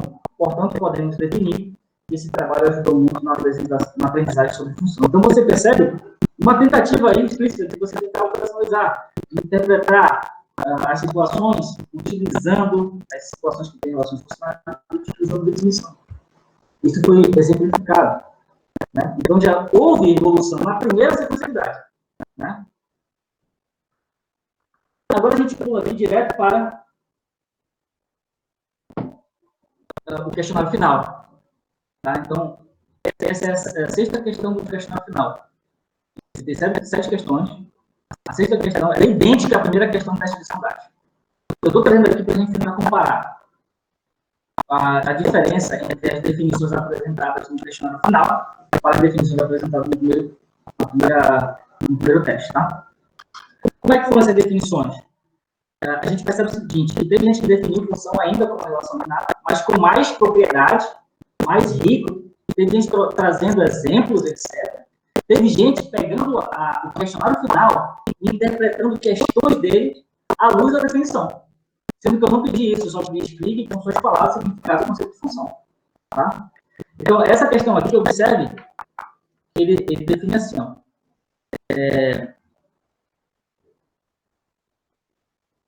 Função é igual à relação entre dois conjuntos vazios que apresentam 3 ingredientes principais, domínio contra domínio e a imagem, podendo ser representados em formas de tabelas, fórmulas e gráficos e diagramas de flash. Na função é usado 2 principais regras, leis, sem exceção, no conjunto A domínio, não pode deixar faltar nenhuma linha, sem ambiguidades. No ponto de partida só tem um ponto de chegada, mas um ponto de chegada pode ter mais de um ponto de partida. Embora tenha ali suas discrepâncias, etc., né, suas imprecisões, você tem uma definição pessoal, compatível, até certo ponto, com a formal, mas muito mais rica do que as definições anteriores. Nesse ínterim das 3, né, ele desenvolveu isso nesse ínterim das 3 sequencialidades, né, com a manipulação das variáveis de comando. Percebe bem? Aí teve outras tentativas, já acrescentando a ideia de variação. Olha que bacana. Não é só a relação binária, mas a ideia de variação. Então, eu digo o seguinte, função é a relação, S4, né? Ele fala que função é a relação entre elementos de diferentes conjuntos, domínio e contradomínio. E o resultado dessa relação é a imagem. Um exemplo de função é quando você vai andar de táxi. Você paga um preço fixo e o outro depende do quanto você andar. O total a pagar, dependente, será resultado da quantidade de quilômetros, independente, vezes um valor mais o valor fixo. Então, dá um exemplo e pensa a função como variação. Quando varia X, varia Y. Certo? Interessante. Uma ideia que foi acrescentada. Não esqueçamos como, só voltar aqui um pouco, como eram as definições, tá? Era assim, essa foi a melhor definição. Certo? E essas são as definições extremamente deficitárias, interpretações deficitárias da definição de função como relação binária. E aí o indivíduo houve alguma evolução nesse sentido, né? Até você acrescentar a ideia de variação na sua imagem conceitual, né? Então, o T4 diz o seguinte, função, a relação existente entre duas grandezas, que podem ser classificadas em variável dependente e independente. As funções podem ser representadas por meio de gráficos, tabelas e diagramas. Quando vamos a um supermercado, vou dar um exemplo, né? O valor total da conta dependerá da quantidade de produtos e unidades diferentes que a pessoa comprar. Nesse caso, a variável dependente será o preço total da conta, pois ele depende do número de produtos comprados, que é a variável independente. E aí acrescenta também a ideia de variação. Certo? Então, a imagem, observe que a imagem conceitual sendo distinta. E isso reflete o quê? Nas definições pessoais. E as definições pessoais cada vez mais próximas das formais. E aí, uma coisa muito interessante, que dá um verdadeiro exemplo do que é uma definição operacional, foi a tentativa de alguns alunos de tentar explicar questões do questionário final utilizando a definição. Então, dá uma interpretação, mostra o poder de uma definição operacional na interpretação de enunciados. É uma coisa que eu não tinha pensado, mas que foi uma ideia sugerida por algumas respostas do questionário final. O poder da interpretação de enunciados de uma definição operacional. Ela pode te ajudar a ver o que está acontecendo, a interpretar as questões. Então, o que o S1 diz? É o seguinte, função é uma relação de dependência entre duas variáveis, geralmente denominadas por x e y, ou f de x, em que x representa as variáveis dependentes do conjunto do domínio e y representa as variáveis dependentes do conjunto do contradomínio. Uma função pode ser representada através de fórmulas, gráficos, tabelas e diagramas. Vejamos o seguinte exemplo. Supondo que para um determinado modelo de carro, o consumo médio de combustível seja 15 km por litro, notamos que há uma relação entre a quantidade de litros e a distância que poderá ser percorrida, onde a distância percorrida depende da quantidade de litros. Com isso, podemos criar uma fórmula que possa calcular a distância que o veículo percorre com qualquer quantidade de litros. Basta chamar a distância de D e a quantidade de litros de L e relacioná-las D igual a 15 vezes L. Agora, para saber qual a distância que o veículo percorreria com 10 litros, substituímos e aplicamos na fórmula criada, D igual a 15 vezes 10, D igual a 150 km. Assim, conseguimos perceber que a função está presente em quase todos os sistemas. Se olharmos uma fórmula, somos capazes de dominar o fenômeno, podendo representá-lo através de gráficos, tabelas ou diagramas. Observe aí. Então, você está interpretando uma questão do questionário final com base na definição de função. Então, isso é uma definição operacional. Não é uma definição que é abandonada de qualquer raciocínio logo após enunciada. Ela é incorporada e utilizada como elo de ligação entre as demais representações. Pode ser uma explicação das representações algébricas por meio da definição. Então, esse é o poder da definição operacional. Então, teve também no questionário final uma questão que eu perguntei assim, a seguinte coisa. As atividades realizadas ajudaram você a compreender melhor o conceito de função? Caso afirmativo, para saber qual foi a perspectiva dos alunos em relação às atividades e qual é a perspectiva dos participantes, né? Então, nas respostas, nas 20 respostas, eu vou resumir aqui, eles destacaram duas coisas. O caráter dinâmico das atividades, né, que os respondentes chamaram de atividades práticas, lúdicas, baseadas em problemas do dia a dia, da vida real, ou seja, atividades que propunham discutir o conceito de discussão, recorrendo a problemas concretos, com referência na realidade. Então, eles suscitaram essa questão. E o caráter interativo das atividades, né? Aí uma interação entre os grupos, etc. Se refere à possibilidade de intercâmbio de informações entre os alunos de um mesmo grupo ou de grupos diferentes, ou seja, essa questão do trabalho em grupo. Eles gostaram dessa questão do trabalho em grupo e do intercâmbio de informações, não só dentro dos grupos, mas fora também, e assim por diante. Então, eu trago aqui duas respostas. A primeira é de 24, né? Ele fala assim: as atividades realizadas ajudaram você a compreender melhor o conceito de função, caso afirmativo do tipo. Ele falou sim. Muitas vezes é difícil aprendermos algum conceito ou significado e lembrar sempre dele. Por isso, fazemos atividades com o objetivo de exercitar os nossos conhecimentos e fixá-los em nossa mente. Por isso, as atividades realizadas foram de extrema importância, pois com elas foi possível tirar dúvidas e, ao mesmo tempo, aprimorar nossos conhecimentos sobre função, que, por não possuir um só conceito, torna seu entendimento mais difícil. As atividades também foram de extrema importância para que a turma compreendesse o tema abordado de uma maneira mais descontraída e lúdica, aumentando o interesse por parte significativa dos alunos sobre o assunto. Então, ele destaca essa questão lúdica, né, descontraída. Ele fala, a dificuldade de aprender o conceito de função, não possui um só conceito, aquilo que eu disse, a terminologia, né, mais de terminologia abstrata, que produz o conceito. Então, eu vou oferecer para eles um ponto de referência para ver se melhorarmos a questão de articular de múltiplas representações. Mais uma para a gente finalizar aqui. Ajudou? Sim. Pois, graças aos exercícios realizados em sala, conseguimos ver na prática o conceito de função. Também conseguimos trabalhar com exemplos da vida real, sem ser exemplos perfeitos presentes no livro. Quando a gente fala perfeito, a gente discutiu que existe no mundo formal, você tem os objetos ideais, mas nas questões experimentais, nós temos alguns erros que são naturais, das próprias irregularidades que você tem na realidade.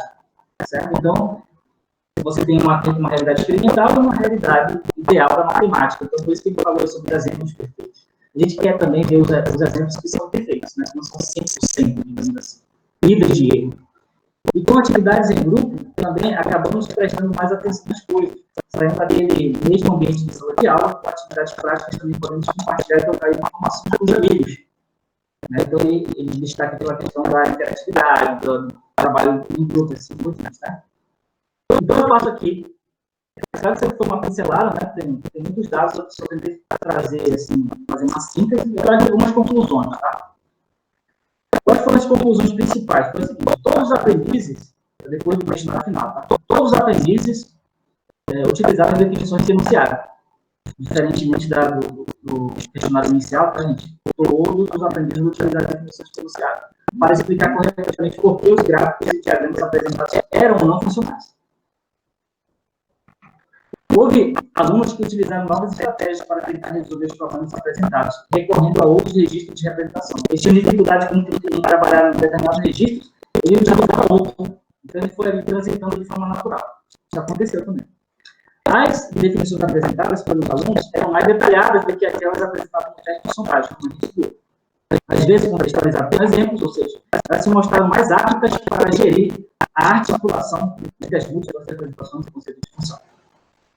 As definições enunciadas sugerem uma certa evolução de uma interpretação mais estática para uma interpretação mais dinâmica de função. Como você viu lá, tem gente que usou função com relação binária e tem gente que deu um pouco mais de movimento à ideia de função, usando exemplos em que você tinha a ideia de variação. Né?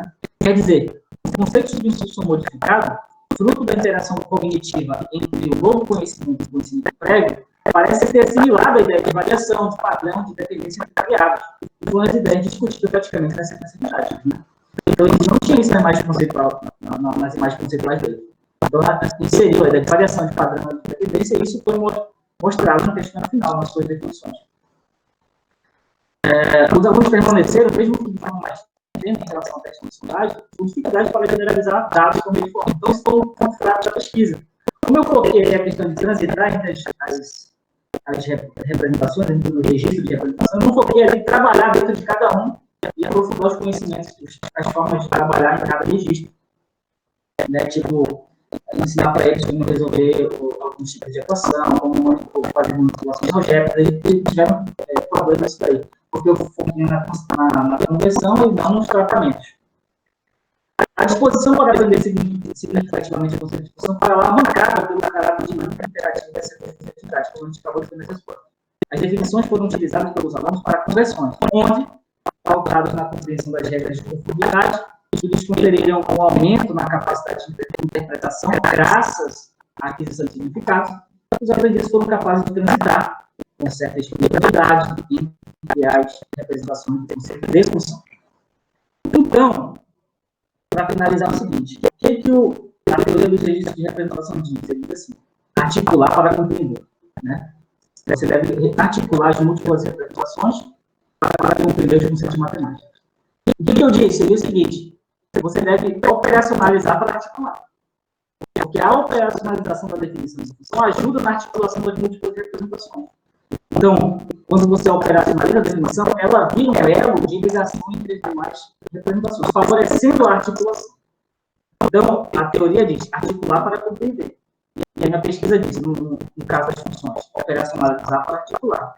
E essa síntese, é uma das teses que o professor a gente defendeu no artigo que a gente publicou, né, que deve se operacionalizar para articular, e articular para compreender. Então, essas são as referências e obrigado.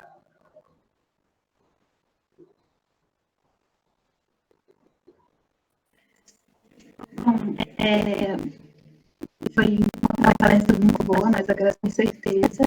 Antes das perguntas, eu gostaria de convidar o professor, que é o dono do PET de Matemática, que ele gostaria de dar alguns palavrinhos.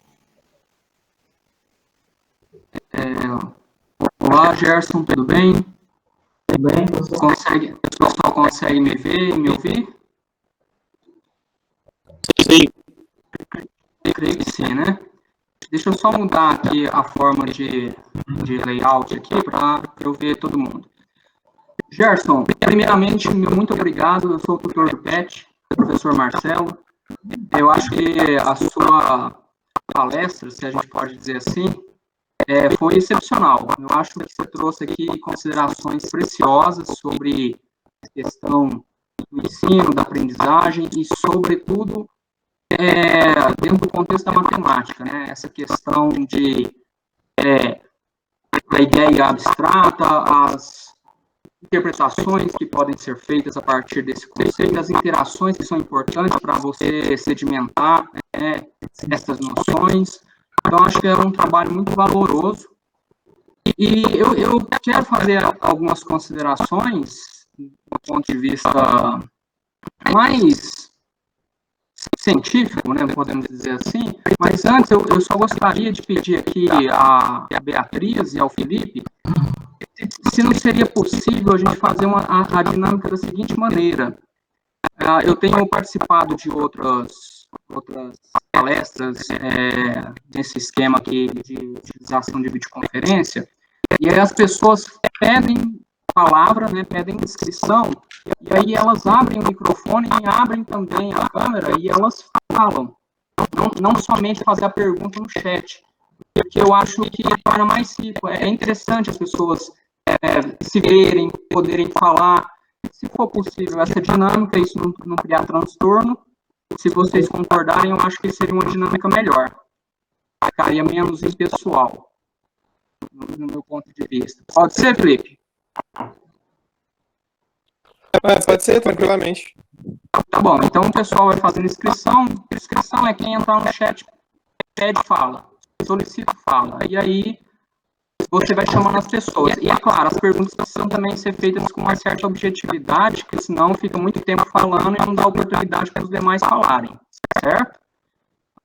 Eu queria só colocar o seguinte, Gerson, eu acho que você colocou o seu trabalho, para além da questão da parte que é referente à pesquisa em educação matemática, ela toca num assunto sensível aos matemáticos, que é justamente o conceito de função.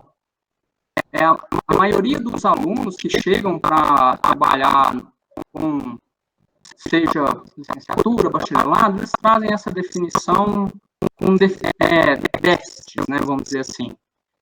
E é uma questão que é cara, porque eu até digo que o principal em matemática não é a noção de número. Se existem duas noções que são as centrais em matemática, são as noções de conjunto e a noção de função. Todo o resto, maior ou menor grau em matemática, gira em torno dessas duas noções. Aqui eu estou tomando um cuidado para não usar a palavra definição, porque o conjunto, pelo menos, dependendo de como que é construída o contexto, é um termo primitivo. Mas existe uma noção, né, em linguagem natural que está ali por trás, sorteando esses objetos matemáticos. Então, esses dois objetos matemáticos, eles são preciosos, e os alunos chegam na universidade com muitos déficits em relação a esses dois conceitos, e você abordou muito bem esses déficits. Então, é um elogio que eu estou tecendo aqui para você. Eu acho que é um assunto importante. Eu acho que o conjunto também talvez fosse um outro elemento matemático que valeria um trabalho nessa linha que você estabeleceu para as funções. E eu acho muito interessante ali no final, quando você mostra que o aluno viu que a noção de função, ela não está ligada apenas à lei de formação, que é o que geralmente chamam de fórmula, né? Que a presença do domínio, do contradomínio, também são dois fatores ali, né, importantes para você ter uma visão ampla, né, do conceito. E só uma historinha rápida, prometo que termino aqui. Eu sou topólogo e a definição de função é cara na topologia. Preciso ter essa definição assim, muito sedimentada para você começar a falar minimamente de topologia. Nesse nível da topologia, o nível de abstração é muito maior, né? Ah, com certeza, mas começa ali naquele básico que você aborda, porque ali é onde está o fundamental. As ideias mais avançadas, elas desmoronam se a base não está bem consolidada. Eu acho que a preciosidade do seu trabalho está aí. A base é fundamental. Ali é que mora o segredo da matemática. E por função ser um conceito claro, a topologia, geralmente quando eu dou disciplinas básicas, eu faço essa pergunta: qual é o conceito que vocês têm de função? E aparecem essas várias ideias difusas, né, que são meio que cactos, né? Geralmente das interpretações semânticas que se tem, né? Ora fala que função é o gráfico, ora fala que a função é a tabela, ora fala que a função é uma relação binária, especial, né? Porque nem toda relação é função, mas enfim. Então ficam essas ideias assim, né, dispersas. Todas elas fazem parte de um conjunto de semânticas, né, que interpretam a noção de função, né? E aí eu peço um exemplo mais básico possível dentro da sala de aula. Eu falo, não, eu quero uma ideia básica, né, trivial aqui dentro da sala de aula. Eu quero que vocês me exibam uma função com o seu domínio, o seu contradomínio e a lei de formação. Aqui dentro da sala de aula, sem usar giz, sem ir no quadro. E geralmente eu nunca tenho uma resposta satisfatória.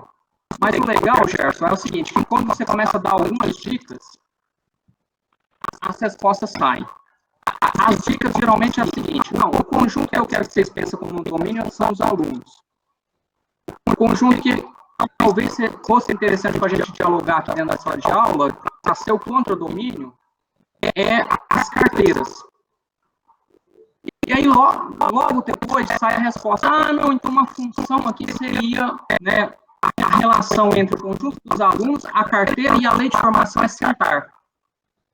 Ou seja, todos os alunos estão sentados em apenas uma carteira.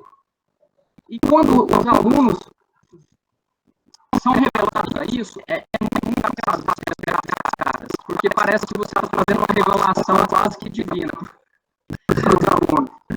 Aquele sonho era que função era um negócio meio que algébrico. Que, por exemplo, em topologia nem álgebra tem. Você não tem nem essas estruturas para você falar em leis de formação com soma, multiplicação. Então é muito legal essa abordagem que você traz aqui e ver que realmente os fundamentos de matemática, eles ficam sendo trabalhados de forma muito superficial, desde a base dos alunos. E eu acho que o seu trabalho resgata isso. Eu falei muito, passo a palavra ao Felipe aí, para ele fazer a parte. Eu que agradeço. Bom, vamos fazer assim como sugerido pelo professor Marcelo. Antes, eu só gostaria de avisar que a lista de certificado, o link dela já está aqui no chat, para vocês não deixarem de preencher lá, e seguindo a ordem aqui, a primeira pergunta é o Felipe.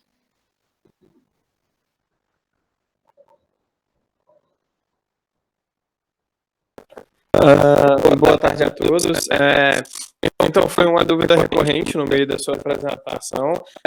Eu queria saber, tipo assim, quando a gente utiliza a experimentação, não quer, tipo, o risco do aluno particularizar algum conceito, porque tipo assim, eu entendo muito isso como eu vi no ensino médio. Geralmente, quando a gente aprendeu algum conceito, tipo, até o mesmo de função, a gente sempre levava particular. Para um caso específico, era muito fácil.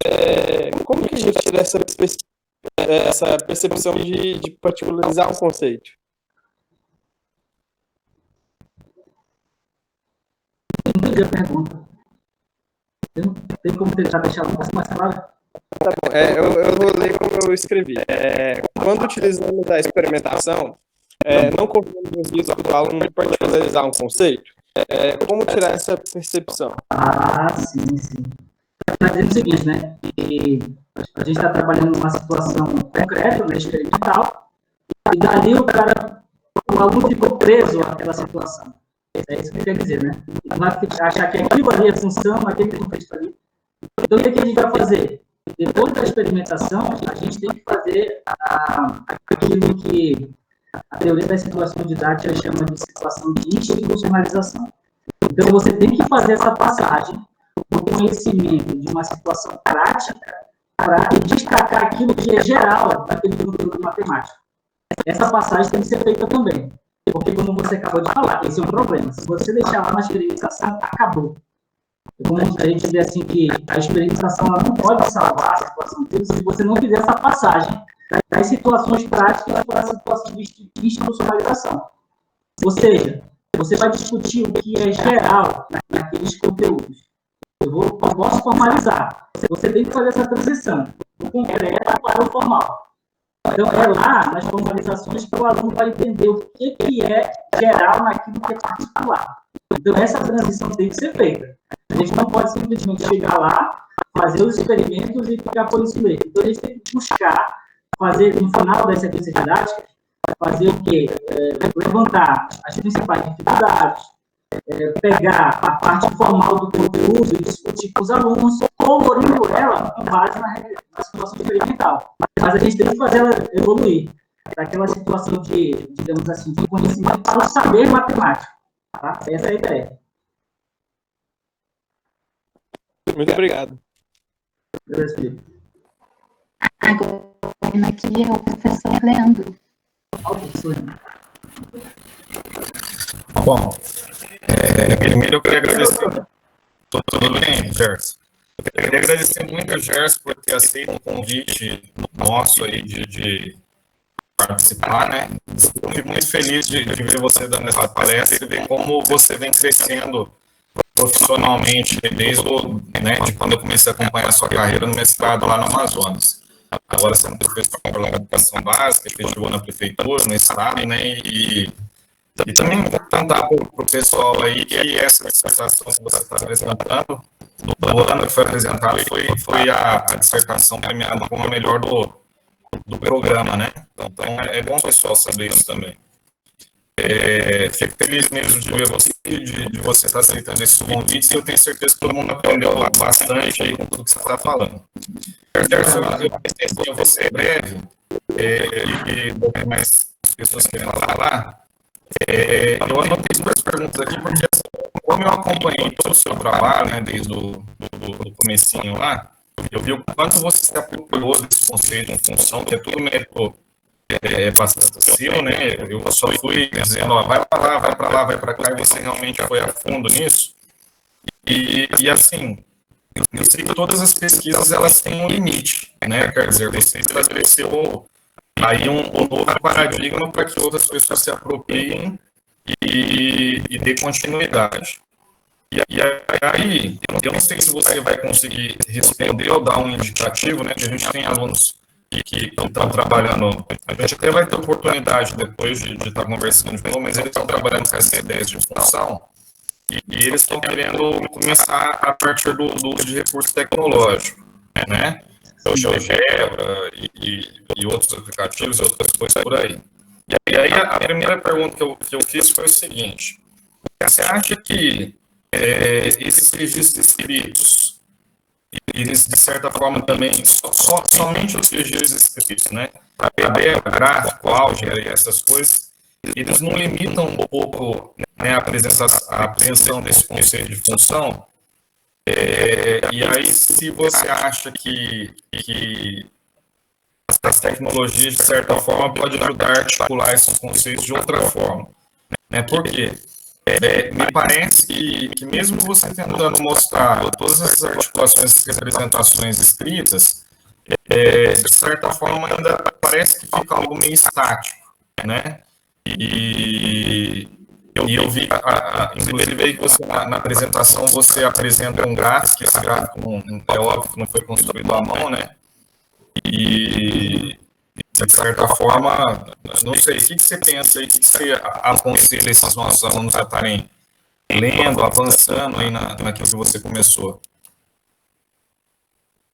Eu acho assim, professor, né, que realmente seria agregaria muito, né? A gente só observando essa questão que era tanto estática, como o senhor levantou aí, eu não pretendo ir muito na questão das tecnologias, porque você vai adentrando novos paradigmas, né? Conforme a gente vai adentrando novos paradigmas, a gente vai ter que complexificar cada vez mais a pesquisa. Então, como o senhor acabou de falar, tem aquelas limitações, né? Então, o que eu quis mostrar aqui, dentro daquela limitação, já há alguma, digamos assim, evolução das definições, né, de definições inéditas para definições operacionais. Mas eu acredito que sim, até porque uma das discussões mais, assim, digamos, atuais sobre o conceito de função tem essa deficiência, né, da definição como variação, a definição como movimento. Essa ideia ficou um pouco, ela não foi inserida no trabalho. Isso pode ser aproveitado. Porque para você usar realmente, ter uma imagem conceitual realmente desenvolvida da conceito de função, você tem que ter a ideia de função como variação, como movimento. E isso, como o senhor acabou de falar, realmente é uma limitação. E você simplesmente trabalhar com, digamos, as representações estáticas. Né? Mas o meu trabalho ele foi sobre essas representações estáticas. Eu acredito que se você juntar essas representações estáticas com essa representação dinâmica, aí sim, a imagem conceitual de função vai ser cada vez mais compatível com a ideia formal de função e mais utilizável, mais transferível para outras situações. Então, eu acho que o grande contributo da tecnologia é a questão dinâmica, de função como variação, de função como movimento. Eu acredito assim, professor.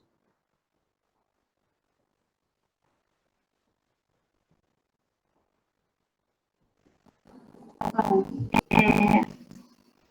se alguém tiver mais alguma pergunta também, quiser abrir o microfone e falar. Outra pergunta agora minha também.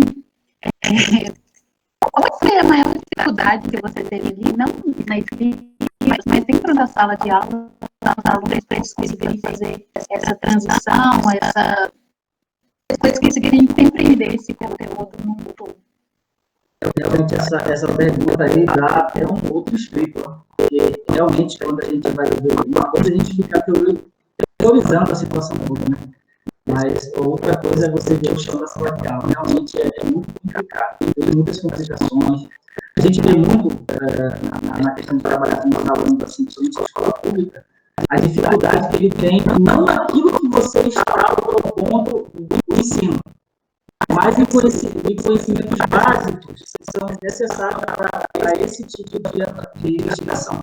Então, às vezes, o que a gente percebe?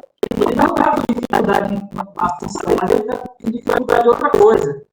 Então, aí isso dificulta muito essa ideia de assim, digamos, um pouco a linha, a orientação da investigação, porque, poxa, eu estou tentando investigar o fenômeno das funções, mas o aluno está com dificuldade em resolver uma equação de segundo grau, de uma equação de primeiro grau.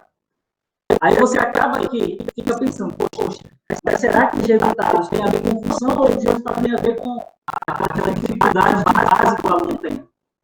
Então, isso aí realmente eu vi lá na escola, na questão da sala de aula, os alunos trazendo muitas dificuldades, que eram, digamos assim, dificuldades preliminares ao conceito de função. Então, quando você for identificar e fazer alguma pesquisa nesse sentido, você vai ver isso. Então, eu acredito isso como uma das grandes dificuldades. Outras dificuldades também são dificuldades estruturais. Você tem que manter um diálogo ali com a diretora. Graças a Deus eu fui bem aceito pela diretora lá, porque na escola ela é uma diretora simplesmente aberta, então ela se cedeu uma sala, etc. Então, mas tem também essa, o que a gente pode dizer, essa certa oposição que se faz. Até assim, os próprios professores da escola têm uma certa dificuldade. Se você, por exemplo, você está professor, tem essa realidade da sala de aula, né? Quando chega alguém para fazer uma pesquisa, existe uma certa oposição. Então, às vezes, você encontra um cara muito legal da turma,